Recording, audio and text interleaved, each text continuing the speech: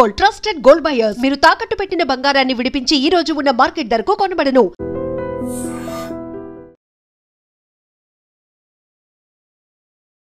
నమస్కారం, welcome to I dream. ధర్మ మార్గం విత్ విజిత కార్యక్రమానికి స్వాగతం.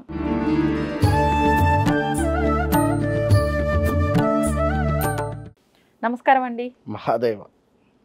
సాధారణంగా మనం చూస్తూ ఉంటాం ఈ మధ్యకాలంలో చాలామంది లేడీసే కానివ్వండి, జెంట్సే కానివ్వండి, కొన్ని బట్టలు వాళ్ళు ఒకసారి వేసుకున్న తర్వాత అవి వాష్ చేయకుండానే ఆ మాసిన బట్టల్ని, మనం ఒకసారి వేసుకొని వదిలిన బట్టల్ని బీరువాలో అలాగే పెట్టేస్తూ ఉంటారు. సెల్ఫుల్లో కానివ్వండి, బీరువాలో కానివ్వండి. ఇప్పుడు బీరువా అంటే లక్ష్మీదేవి కొలువుండే ఒక స్థానంగా మనం చెప్పుకుంటాం. మరి అటువంటి అప్పుడు ఈ మాసిన బట్టల్ని బీరువాలో పెట్టడం కరెక్టే అంటారా? మీరే అంటున్నారు కదా లక్ష్మీదేవి స్థానం అని చెప్పి.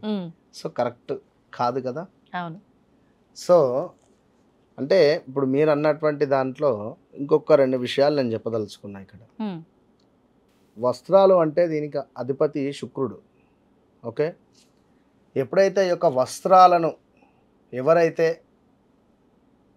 శుభ్రంగా వేసుకోవడం కానీ, వస్త్రాల పట్ల కొన్ని చేయరాని తప్పులు అంటే ఇప్పుడు మీరు అన్నటువంటివి పట్టు చీరలు కానీ ఇంకేమైనా కొంచెం కాస్ట్లీ రిలేటెడ్వి ఏదో ఒక గంట 2 గంటలు మాత్రమే మేము వేసుకొని ఉన్నాము, మరలా దీన్ని ఈ డ్రై వాష్కి కానీ ఇవంతా ఎందుకు అనేటువంటి వారు బీరువాలో పెట్టడం మూలకంగా కొంత దరిద్రం అనేటువంటిది ఏర్పడుతుంది.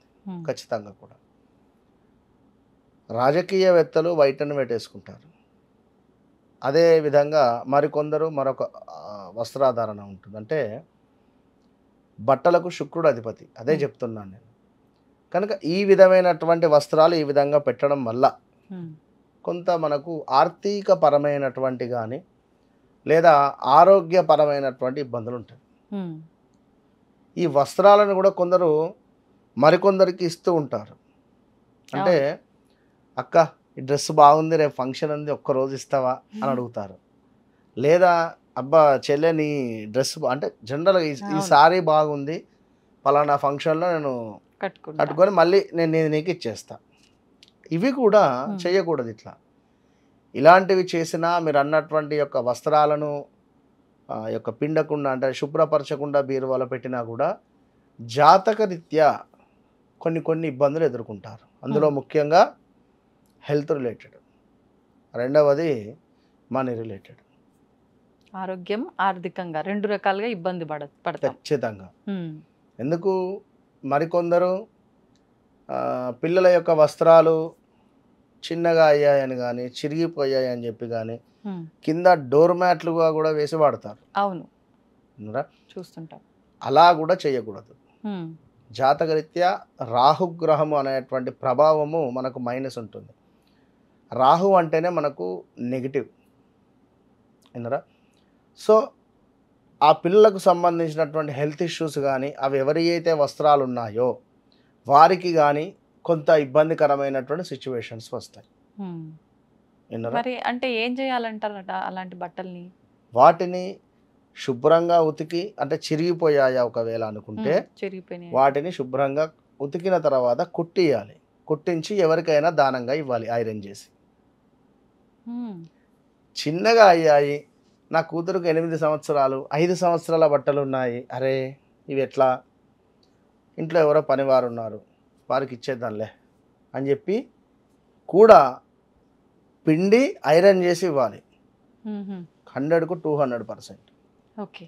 సో అదేవిధంగా ఈ బట్టలు విషయంలో కూడా, ఎందుకంటే మన శరీరాన్ని అవి అంటే మన శరీరాన్ని అతుక్కొని ఉంటవి కనుక శరీరం నుండి వచ్చేటువంటి చెమట కానీ ఇంకేదైనా అంటే మన శరీరం నుండి వచ్చినటువంటివి, ఇప్పుడు ఒక వ్యక్తి మరణించాడు అనుకుందాం, ఆ వ్యక్తికి ఆ ప్లేస్ కానీ ఈ వస్తువు కానీ లేదా ఈ యొక్క బట్టలు కానీ చాలా ప్రీతి ఉంటుంది కొందరికి. మరణించినా కూడా వాటిపై ఆ ప్రభావం కొన్ని రోజుల వరకు ఉంటుంది. ఉదాహరణకు అట్లనే మనిషి బ్రతికున్నప్పటికీ తాను కొన్ని రోజులు వేసుకొని ఉన్నాడు అది. సో దానివల్ల మంచి జరిగినవి, చెడు జరిగినవి. దానివల్ల చెడు చేశాడేమో ఎవరికి తెలుసు కొన్ని సందర్భాలలో. సో కర్మ అది నెక్స్ట్ వారికి చెప్పులు ఉన్నవి.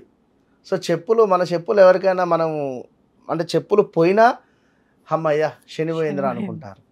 లేదా చెప్పులు 2-3 సార్లు పోతూ ఉంటే, మన ఒక క్లయింట్, గురుగారు ఒక దేవాలయం దగ్గర వెళ్ళా, చెప్పులు ఇప్పాను, అక్కడ ఒక జత చెప్పులు పోయింది, సర్లే శని పోయింది కదా అనుకొని మళ్ళీ చెప్పులు కొనుక్కున్నా, మళ్ళీ అదే వారంలో 2 సార్లు నా చెప్పులు పోయినాయి అంటాడు.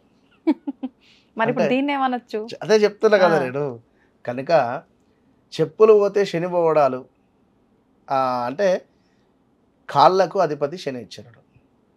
మోకాళ్ళ నుండి కిందికి ఏదైతే ఉంటుందో మోకాళ్ళ నొప్పులు కానీ, ఈ కాలు విరగడాలు కానీ, ఫ్రాక్చర్స్ అవ్వడం కానీ, బెనకడాలు కానీ, ఇదంతా కూడా ఏలినాటి శని, అష్టమ శని, అర్ధాష్టమ శని పీరియడ్లోనే వస్తవి. ఏలినాటి శనిలో ఉన్నప్పుడే మనకు చెప్పులు పోవడాలు ఇవన్నీ జరుగుతూ ఉంటాయి. సో ఒకవేళ మన చెప్పులు వేరే వారు తీసుకొని వెళ్ళినా మన కర్మ ఎంతో కొంత మనం వేసుకొని ఉంటాము కనుక 100% వారికి పోతుంది. సో చెప్పులు మనకు పోయాయి అనుకుంటే నిజంగానే మన కర్మ కొంత పోయింది అనేటువంటి భావన, నమస్కారం చేసుకుంటే సరిపోతుంది. ఎవరికి చెప్పకూడదు. ఎవరికి చెప్పినా వారు చెప్పులేం కొనివ్వరు. అయ్యో అట్లెట్లయింది అని చెప్పి దాని గురించి పావు గంట చర్చ. వాడు మంచి చెప్తే మన మనసు అమ్మయ్య అనిపిస్తుంది, ఏమైనా నెగిటివ్గా చెప్తే అరే ఎట్లా అనిపిస్తుంది. కనుక ఎప్పుడు ఏ విషయాన్ని కానీ ఎవరితో చెప్పొద్దు, అది మంచి కానీ చెడు కానీ. సో ఇలాంటి బట్టలకు సంబంధించినటువంటి విషయంలో ఖచ్చితంగా జాగ్రత్త అవసరం. ఎందుకంటే శుక్రుడు అని 3 సార్లు చెప్పిన. శుక్రునికి అధిపతి లక్ష్మీదేవి, శుక్రునికి అధిపతే లక్ష్మీదేవి. సో లక్ష్మీదేవి అంటేనే డబ్బు. సో అలాంటి లక్ష్మీదేవిని మనము పొందాలి అనుకున్నా, లక్ష్మీదేవి అనుగ్రహాన్ని మనం చేరాలి అనుకున్నా కూడా ముందు పర్ఫ్యూమ్స్, బట్టలు ఇవి చాలా మస్ట్. మన మెయింటెనెన్స్, లగ్జరీ లైఫ్కు తీసుకొని వెళతాయి. ఇక మరొక విషయం ఏమిటి అంటే, ఇదే మన బట్టలకు సంబంధించి ఎవరికైనా కొనివ్వాలి అనుకున్నా, లైక్ అంటే దానంగా ఇవ్వాలని ఇందాక మనం చెప్పుకున్నాము. ఒకవేళ ఎవరికైనా మనము డొనేట్ చేస్తే, అంటే ఇప్పుడు ధోతి ఉంది, ఇది ఎవరైనా బ్రాహ్మణులకు ధోతి దానం, వస్త్రదానం. ఇంకెవరికైనా ఇప్పుడు స్కూల్స్ నడుస్తూ ఉన్నవి, చిన్నపిల్లలకు పాపం యూనిఫామ్స్ అంటే కొనలేని వారు ఉన్నారు, వారికి డొనేట్ చేసేయడం కానీ, చెప్పులు కూడా, షూస్ కూడా. స్కూల్స్ స్టార్ట్ అవుతూ ఉన్నాయి ఆల్రెడీ. ఇవాళ రేపు విద్య గురించి నేను చెప్పాల్సిన అవసరం లేదు, చాలా అంటే చాలా అధికంగా ఉంటున్నాయి ఈ ఫీజులు కానీ ఇంకేదైనా. కనుక ఉన్నటువంటి వారు కొంత వారికి సహాయం చేయడం వల్ల లక్ష్మీదేవికి సంబంధించి ఇంకా అధికంగా మీకు అనుగ్రహం ఉంటుంది, చాలా అధికంగా ఉంటుంది. 100 రూపాయలు మనం ఇక్కడ డొనేట్ చేసామనుకోండి, 100% 10,000 రూపాయలు అమ్మవారు మీకు ఇస్తుంది, అంతే. ఇప్పుడు చాలామంది ఇంట్లో విడిచిన బట్టల్ని, మాసిపోయిన బట్టల్ని ఏ రోజుకి ఆ రోజు ఉతకకుండా అలానే ఒక వారం రోజుల పాటు పక్కన పెట్టి వీలున్న రోజు వాష్ చేస్తామని చెప్పి పక్కన పెట్టేస్తుంటారు. కొంతమంది ఆ ఉతికిన బట్టల్ని కూడా మడత పెట్టకుండా కుర్చీల్లో, ఆ సోఫాల్లో అలా వేసేస్తుంటారు. ఇలాంటి విషయంలో కూడా ఇబ్బంది కలిగే అవకాశం ఉందంటారా? కదమ్మా, లక్ష్మీదేవి ఇప్పుడు మీరే ఉన్నారు, ఉదాహరణకు ఒక ఫ్రెండ్ ఇంటికి వెళ్తున్నారు. సో మీరైతే, ఉదాహరణ చెప్తున్నా, మీరైతే చక్కగా తయారయ్యారు, వెళ్తున్నారు. డోర్ తీయగానే చక్కగా వారు విజిత గారు రండి వెల్కమ్ అన్నారు. కుర్చీల్లో ఇన్ని బట్టలు ఉన్నాయి, అయ్యో అని చెప్పి ఆ బట్టలు తీసి అటు పక్కన మారేసి కూర్చోండి అని చెప్పి అంటారు. ఒక్క సెకండు ఇవి విడిచిన బట్టలా లేదా ఇంకేంది, మళ్ళీ ఇప్పుడు దీనిలో నేను కూర్చుంటే ఏమిటో ఇంత మంచిగా తయారైన అనేటువంటి పరిస్థితి ఉంటుంది. ఆరా ఏదైతే ఉందో, ఇప్పుడు మనం విడిచినటువంటి బట్టలు అవి ఎక్కడెక్కడో తిరిగి ఉన్నాం, సో నెగిటివ్ అయిపోయి ఉంటాయి. అవి అక్కడ ఒక 24 అవర్స్ ఉన్నాయి, అక్కడ ఎంతో కొంత నెగిటివ్ అనేటువంటిది ఉంటుంది. కనుక ఆ లక్ష్మీదేవి మనకు ఇంటికి వచ్చే సందర్భంలో కానీ ఎప్పుడు వస్తుందో, ఇప్పుడు మనం అంటే చెప్పి వెళ్తున్నాం, సో అమ్మవారు చెప్పేందుకు వస్తుంది, ఇంట్లో సుగంధమైనటువంటి మాటలు,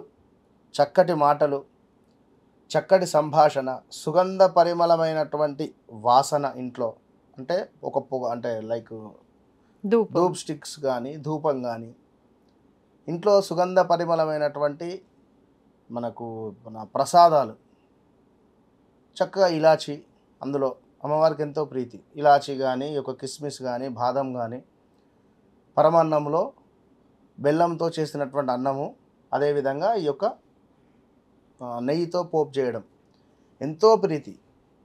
ఈ విధంగా ఎవరైతే రోజు నివేదన చేస్తూ ఉంటారో అమ్మవారిని పిలవాల్సిన అవసరం లేదు, అదే వస్తుంది. మన చుట్టూ పరిసరాలు కూడా బాగుండాలి కదా. అవునండి.